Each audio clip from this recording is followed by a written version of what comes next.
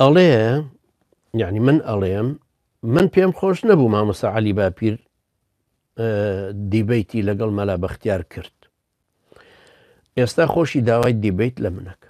ئەڵێ کاتی خۆی من پێم خۆش نەبوو مامۆستا عەلی باپیر دیبەیتی لەگەڵ مەلا بەختیار کرد. بەڵام ئێستا خۆشی داوای دیبەیت لە منەکە. خەڵکی تریش داوای دیبەیتیان کرد. من پێم وابێ مامۆستا عەلی باپیر لە ناو هاوکێشەکانە لە ناو ململانیەکانە مەسئولیەتی ڕاستەوخۆی پاراستنی کۆمەڵی ئیسلامی هەیە و ئامانجە سیاسیەکانیشی دیارە. بۆیە ئەو کارێکی چاکی کرد وەکو یەکەمین ڕابەرێک لە دنیای ئیسلام لە کوردستانی عێراق لەگەڵ کەسێک دانیشێ کە سەراپا بیرکردنەوە و ئایدۆلۆژیەت و فەلسەفەم جیاواز بوو لەگەڵ ئەو. وای مامۆستا عەلی باپیر ئەگونجێ لەگەڵ ئەم سەردەما نەک ئەو کاتە مامۆستا مەلەکرێکار ئەیوت حەق نەبوو عەلی باپیر دانیشێ لەگەڵ مەلا بەختیار. ڕاستە طبعا من قسەکە کەوتم هی مامۆستا عەلی باپیر من پێم وابوو مستەوای مامۆستا عەلی باپیر ئێستاش طبعا هەر پێم وایە مستەوای مامۆستا عەلی باپیر لە مستەوای جەنابەت بەرزترە. لەوە نات متەکەبیر بین چونکە ئێمە پێغەمبەرانی عەزیزی ئێمە کە پێشەوای ئێمەن پێغەمبەری نازار عەلەیهی سەڵات وسەلام لەگەڵ ئەعرابیەکە دانیشتووە قسەی کردو. قسەکردنەکان وەکو قسەکردن ناشێ پێغەمبەری خوا عەلەیهی سەڵات وسەلام ڕووی وەرجێڕا لە کوێرێک کە نەیبینی. خوای گەورە فەرمێ عەبەسە وەتەوەلە ئەن جاءەهو الأعمى و بە ئاەتێکی کە تا ڕۆژی قیامەت دەخوێنرێت. لەبەرەوە ناشێ ئێمە وا پەروەردە ببین ڕوو لە تۆ وەرگێڕین و جەنابەت بە بچووک بزانین. نا وان نییە. بەڵام مەوزوعی کەفاءەتە عیلمیەکەیە. مەسەلەن من ئاست و مستەوایەکم هەیە بەڵام نعومش و مسکی ئاست و مستەوای لە من بەرزترە. یعنی ئەگەر بیانەوێ کەسانێکی مسلمان بیانەوێ مناقەشەی نعومش و مسکی بکەنەوە بڵێن تۆ بیکە ئەڵم براوەڵا من نایکە چونکە من مستەوای ئەوەم نییە. چونکە جارە نازم خۆ تەوەری باسەکانیش چی بخۆ نعومش و مسکیش هەر بە شەرێک و هەرتوانێ ڕای کێشینەوە مەجالانەوە کە ئەمانە. بەڵام مادام لە من ئەکفەتر هەیە لە من لێ هاتووتر هەیە ئیتر بۆچی من خۆ عیبیش نییە کە من بڵم هی ئەو مستەوایە نابم. شێخ سەلمان عەودە کتێبی لەسەر عەلمانیەتەکە نووسی و سەلمان عەودە مفەکرێکی گەورەیە لەم ئاخریا کە کتێبی ئێمە و غەربی نووسی 2000 وەرەقەیە لەسەر ئەوەش گیراوە لە زیندانەکانە.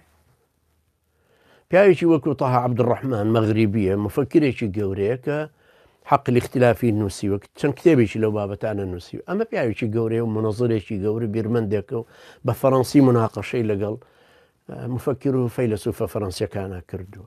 ئەمە شایانی ئەوەن کە مناقەشەی ئەو بکەن. ئەگەر محەممەد قوتب بمایە ڕەحمەتی خوای لێ بێمانوت محەممەد قوتب بیکە. لەبەرەوە ئەمە هیچ ئشکالاتی کیتیانە کەوتە مامۆستا عەلی باپیر نەچوایە بەڵام مامۆستا عەلی باپیر ئەیتوانی خۆ کەسانێکی تر لەناو ئیسلامیەکانە هەن مستەوان لە مامۆستا عەلی باپیر وەکو شوهرەت کەمترە بەڵام لەم بوارەیە لە مامۆستا عەلی باپیرش ڕەنگە پێشکەوتوتر بن.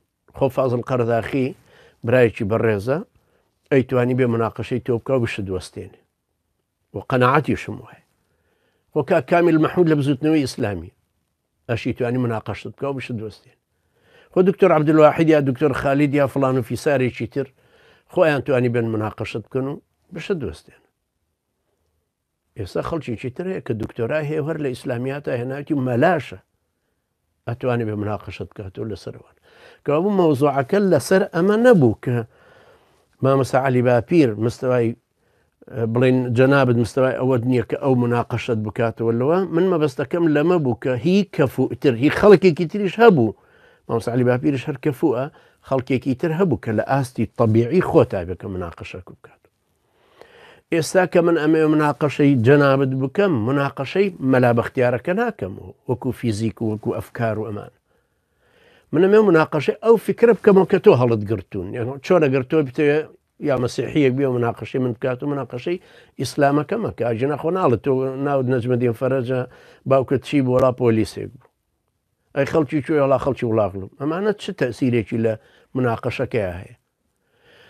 باوەڕەکە ئەو کاتە دێتەوە پێش و کابرای مەسیحی بە مناڵ تۆ باوەڕت بەوە نییە کە عیسا کوڕی خوایەڵم نەخێر دێنە سەر مەسەلەی پێناسی خالق و مەخلوق و هەروەها مەسەلەی من و جەنابەت کە داوای منازەرەکەم کرد من سێ نمونەم بۆ جەنابی شت هێنایە و هەروەها بۆ بینەرانی بەڕێز و لە ئیسلامی و لە عەلمانیەکان وتم ئەشێ منازەرەکانمان یەکەم جار وتم وەکو ئەوەی بەهەشتی و کەیانووری بێ. ئایەت وڵای بەهەشتی طبعا یەکەمین شخصیەتی گەورەی دوای ئیمام خومینی بوو لە ئێرانە، لە تەقینەوەکانە فەوتە، لە منتەزریش گەورەتر وەرچەند لە عیلما لە منتەزری گەورەتر نەبوو. بەهەشتی لە ساڵی 1969 سەرپەرشتیاری مەرکەزە ئیسلامی شیعەکانیە کرد لە ئەوروپا. نۆ زمانی شێزانی متەمەکن بوو، فەلسەفەشی زۆر خوێندبووان کە کەوتە منازەرەی تەلەڤیزیۆنی لەگەڵ کەیانووری. کەیا نووری ئاوا ناوەکەی کەیا نووری یەکێ بوو لە قیاداتی حیزبی توودە زۆر گەورە و مەسئولیش بوو، تەمەنێکی یەجگار زۆری لە کۆمۆنیستیا بردبووە سەر لەو زمانەی دوای ئەبوڵقاسمی لاهوتی.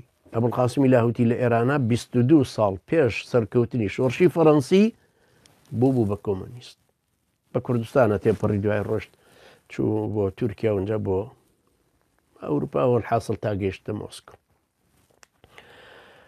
کەیان نووری یەکێکی مەسئولی وا گەورە بوو. بەهەشتی کە منازەرەی لەگەڵا دامەزران چەند حەلەقاتێکی ئاوا ڕوونکردنەوەی ئەفکارەکان بوو، هەمووی مناقەشەی ئەم شتە بوو. دووەم میسال کە بە جەنابتم وتم یوسف قەرزاوی لەگەڵ جەلال سادق العەظم کە کابرایکی مفکری چەپیە ئەلمانیە لوبنانیە، چەندین کتێویشی نووسیوە و دژ بە ئیسلامیش زۆر دەمێکە ئەنووسێ لە کۆتای هەفتاکانەوە کتێبی گەورە گەورەی لەسەر ئیسلام نووسیوە. لەوانش عەبدوڕەحمان حەسەن حەبەنەکە المەیدانی ڕەحمەتی خوای لێوێ لەسەری نووسیوەتەوە بە ناوی صراع مع المەلاحدە حتى العەظم کتێبێکی گەوری. یوسف قەرزاوی مناقەشاتێکی زۆری لەگەڵ کرد و دوای لە تەلەڤیزیۆنە و ئەخیرن جەلال عەظم وتی من اعترافەکەم بۆی کە یوسف قەرزاوی کە پیاوێکی عالمە و ساحەبی فکرە و ساحەبی مەدرسەیەکی فکریە و لەم بابەتە. پاشان باسی بوتیم بۆ کردی ڕەحمەتی خوا لەویش. محەممەد سعید ڕەمەضان البوطی عالمی گەورەی کورد لە دیمەشق منازەراتی تەلەڤیزیۆنی هەبوو مەدای 2 ساڵ بۆ 2 ساڵ و نیو 8 مانگ توولی کێشە لەگەڵ یەکێک ناوی ئەطەیب التیزینی بۆ من بەغەڵەت دوتم هیشام جەعێت لە حەلەقەی ڕابردووە لەگەڵ ئەطەیب التیزینی مناقەشەی کردەوە، دوایی شکستی بە عەلمانیەکە ئەنهێنا بە فکری ئەوانە هێنا. طەیب التیزینی خۆی تونسێ بەڵام لە سووریادا ئەنیشت. لە وەزارەتی ئیعلام و مفکرەکانی تری ئەلمانیەت هەستیان پێکرد کە وردە بوتی وەلەو حیزب نییە وەلەو سەر بە دەوڵەتیشە، بەڵام وردە ئەلمانیەکەی شکست پێهێنا لەبەر حەلەقاتەکانیان وەستان. دوایی بە ئەمری حافظ ئەسەد سەر لە نوێ ئیعادەیان کردەوە چونکە حافظ ئەسەد وتی کە منیش لە ماڵەوە گوێی لێگرم. من کە بە جەنابتم وتم منازەرەکە بکەین، منازەرەکەم بەسمەوە نەبوو سەعاتێ دانیشین و قسە بکەینوتەوە، دانیشین لە بنج و بناوانی ئەلمانیەتەکەی جەنابەت ئەو شتانی کە اختیاریەکەین. مەسەڵەن جەنابەت پێ دوایە ئەلمانیەتێک کە کابرای باوەڕی بە دین هەیە بەخوا هەیە، دین و دەوڵەت لێک جوداکاتەوە کافر نییە، ئەمە نقطەیەکە بەلای منەوە تەبەن کوفرە و چونکە ئێمە کاڵێن کوفرە ئەمە حکمێکی شەرعیە دەریەکەین، حتممە بێت دەلیلی شەرعیمان زۆر لەسەری کۆکردبێتەوە هەبێ. ئەو کاتە لەسەر ئەمانە مناقەشاکەین.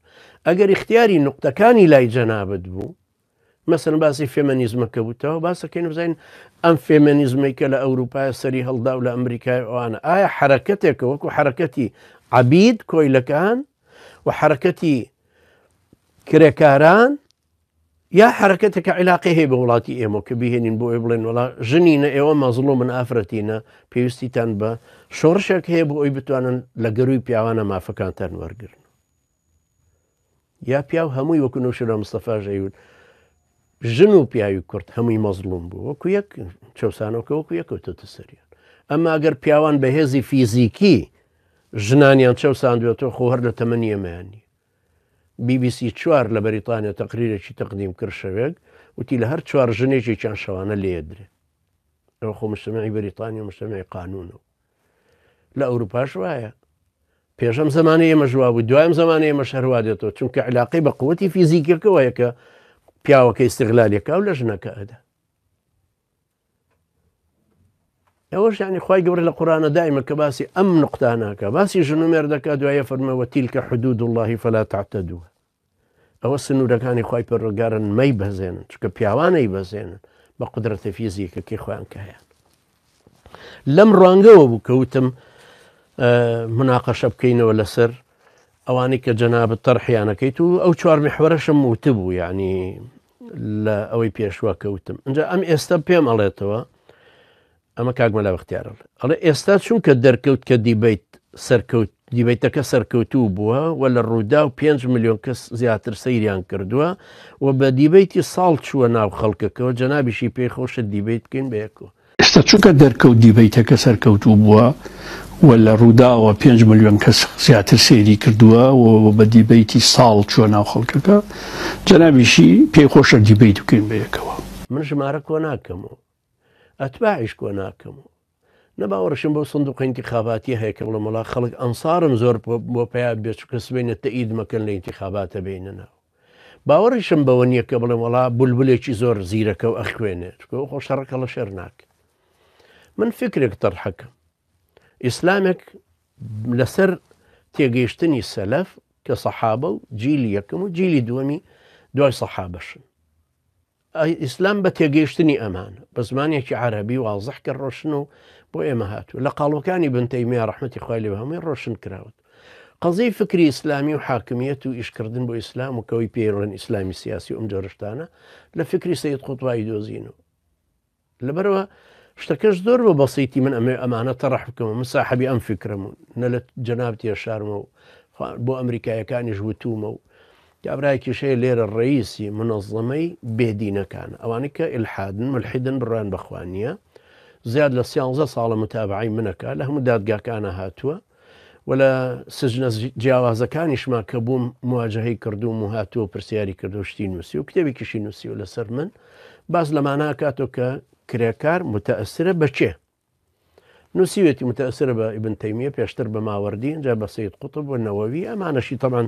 نووسیوە لەبەرەوە پێشم وایە ئەو شارەزاتریشە لە جەنابەت لە دراسەکردنی ئیسلام و ناسینی کرێکاریشە ئەجنا علاقەی بەوە نییە 5 ملیۆن کەس تەئیدی کردویان سەیری کردووە من بەڕاستی ئەوشم نەبینی و ناشزانم بە درۆشم ناخەمەوە تەبان چونکە من یەکێک لە سیفەتەکانەوە کە جەنابەت بە درۆ ناخەمەوە بەڵام پێم وایە ئەڵەم زانیاریەکانی بە هەڵە پێگەیشت جەناب لەگەڵ من نەژیاوی پێکەوە سەفەرێکمان نەکردووە پێکەوە هەندێک شتی متابعی یەکتریمان بەم شێوێ نەکردووە لەبەر هەر کە دێتەوە بەردەست ئەگەر ڕاستە خۆ لە خۆمە دووەرنەگرتوێ تەواو ئەشێ معلوماتەکان هەڵە بن وەکو ئەوەی مەسلەی ئێران و مەسلەی خێڵی حەمە و مەسلەوانە کە دێمە سەری ئینشاءالله